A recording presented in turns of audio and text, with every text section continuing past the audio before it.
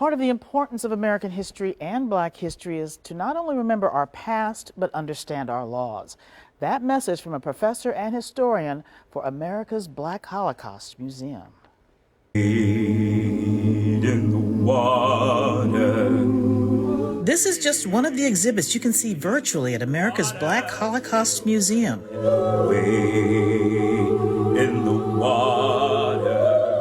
White people in the South were angry that people formerly considered property were now equal citizens. Many turned to violence. In the years immediately following the Civil War, thousands of Black people were murdered when they tried to claim their rights. These galleries are a great way to learn and teach about Black history.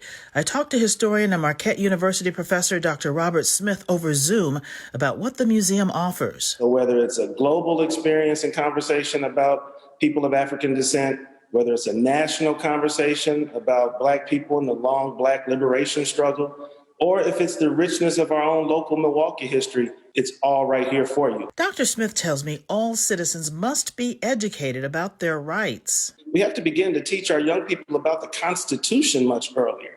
We do a terrible job as a country making sure that all of our citizens understand that fundamental contract that we have with our government.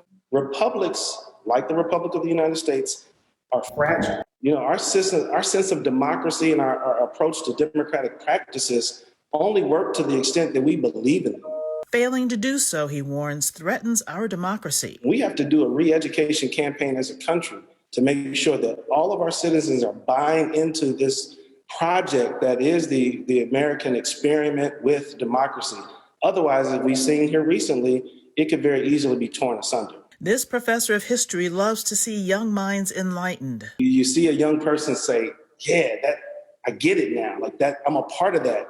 I'm a part of that rich experience. That's the best part for me.